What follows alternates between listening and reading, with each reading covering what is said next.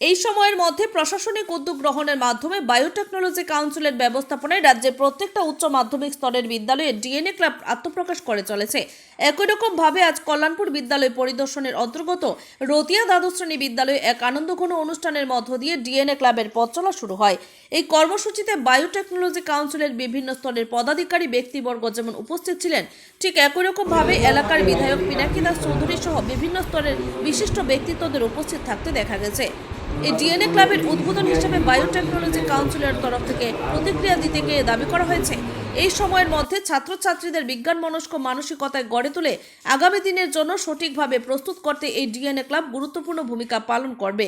পাশাপাশি দাবি করা হয়, এই ডিএনএ ক্লাবের প্রতিটা বিদ্যালয়ের একজন শিক্ষককে প্রয়োজনীয় প্রশিক্ষণ প্রদান করার মধ্য দিয়ে এই বিদ্যালয়ের অষ্টম থেকে দ্বাদশ শ্রেণীতে পাঠরত ছাত্রছাত্রীদের সর্বমোট ৮০টা বিজ্ঞানসম্মত পরীক্ষা নিরীক্ষা সম্পর্কে সম্যক জ্ঞান দেওয়া হবে। পাশাপাশি তিনি দাবি করেন, বর্তমান সময়ে ত্রিপুরা এই ডিএনএ ক্লাব জাতীয় স্তরে পর্যন্ত একাধিকবার প্রশংসা কুড়িয়েছে। এখানে উল্লেখ করা প্রয়োজন, রতিয়া দ্বাদশ শ্রেণী বিদ্যালয়ে আজকের এই ডিএনএ ক্লাবের উদ্বোধনে উপস্থিত থেকে বিধায়ক পিনাকি দাস চৌধুরী গভীর সন্তোষ প্রকাশ করেন এবং আশা প্রকাশ করেন এই উদ্যোগ আগামী দিনে এই বিদ্যালয়ের ছাত্রছাত্রী তথা ভবিষ্যৎ প্রজন্মকে বিজ্ঞান নির্ভর করে তোলার ক্ষেত্রে কার্যকরী ভূমিকা গ্রহণ করবে। এদিকে আজকের এই আয়োজন সম্পর্কে বিদ্যালয়ের ছাত্রছাত্রীরা বিজ্ঞান ভিত্তিক এক আকর্ষণীয় প্রদর্শনী উপহার দেয়, যা উপস্থিত অতিথিরা সম্মিলিতভাবে ঘুরে দেখেন এবং ইতিবাচক ভঙ্গিতে প্রশংসা করেন। ব্যুরো রিপোর্ট, আমার ত্রিপুরা এক্সপ্রেস।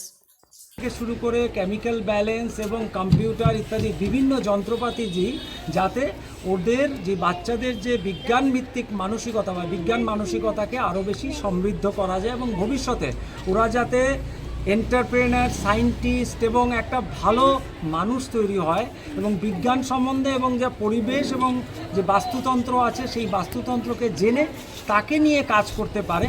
উদ্দেশ্য হচ্ছে বাস্তুতন্ত্র সংরক্ষণ করা এবং নিজেদের এবং আমাদের চারিপাশের বিজ্ঞানকে জানা।